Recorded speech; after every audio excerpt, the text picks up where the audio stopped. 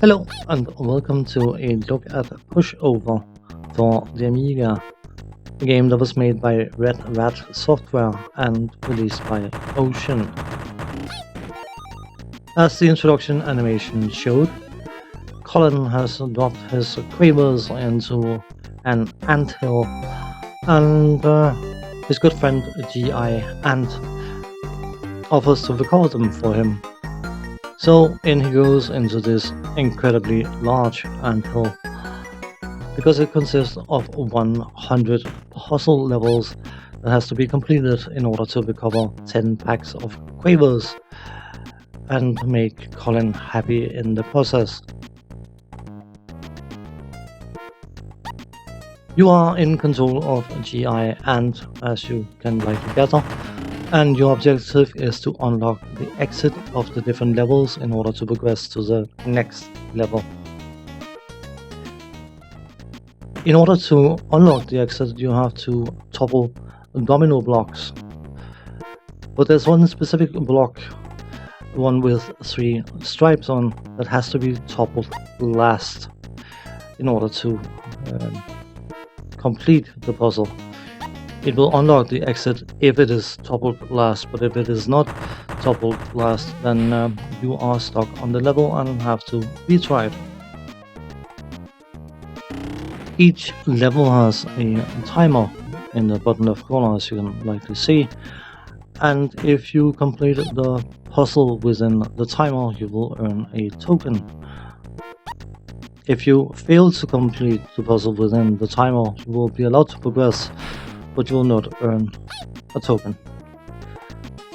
Those tokens allows you to reset the puzzle and the timer from before you pushed the first domino, and it may seem a bit irrelevant at the earlier levels, but much later on in the game, when the levels become significantly more complicated, it could be an idea to use one of those tokens, if nothing else, than to learn what the solution to the level is, so you can restart the level and do it without using a token. Because the overall objective is to gather 10 packs of quavers, and if you use a token where on a level where you would get a pack of quavers, you will not receive that pack. So it is something to be mindful of. The different dominoes are not just boring old domino blocks that topple when you push them. Some of them will do various different things, and they are color-coded in very unique ways, so you can always recognize them.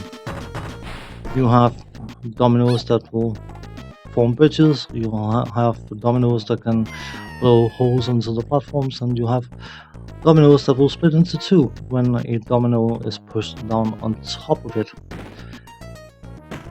And early on in the game, you will be introduced to new dominoes one at a time, and it doesn't take long to learn what the different dominoes will do, and with a bit of experimentation, it is on the early levels relatively easy to work out what you need to do in order to progress.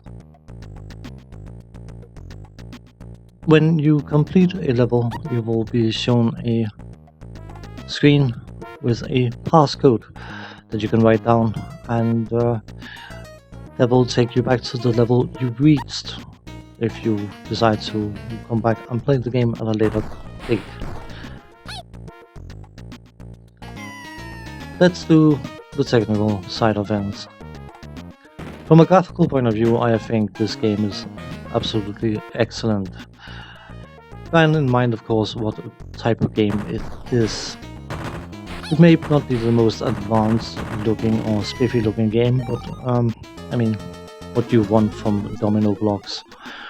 You can easily identify the different blocks, and once you know what they are doing, you can recognize them when you see them on the different levels and know what functionality you may have to make use of in order to complete a level based on the dominoes being present.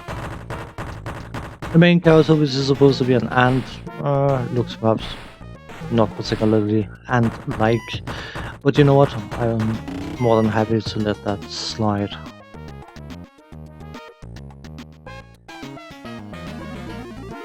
The sound effects are very fitting for the game and by and large very excellent.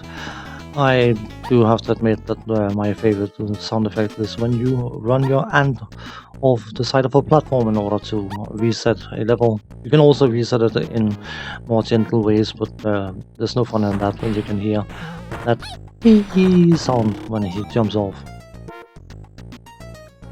The music, the title music and in-game tunes and the intro music, I find it very enjoyable. Some official reviewers were saying that you might want to turn the music down after a while, but I had no issues listening to it for any length of time, whichever of the music pieces it was, and I fully enjoyed them all. The controls, left, right, up, down will do what you expect them to do. You hit the fire button to pick up a block, and you hit the fire button again to drop it off. Except for the fact that the GI ant is not an ant of infinite strength, so if you hold on to a block for too long, he will put it down. So if you're too lazy to hit the fire button the second time, you can just let him put it down himself and be done with it. I have mentioned before that I am not the greatest fan of puzzle games.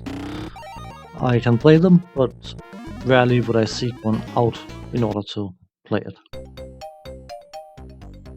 But I can't fail to notice the cleverness and elegance of this particular title, and maybe it is that combination, or it is the game as a whole, that causes me to absolutely adore this title. There's been complaints about the pacing being a bit on the slow side, especially on the later levels where the puzzles become significantly more complicated.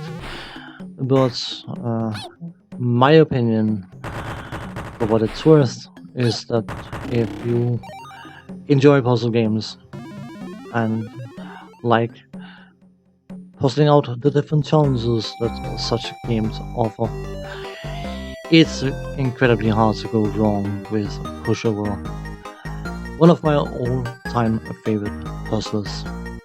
On that note, thanks for watching, take care, see you next time, bye bye for now.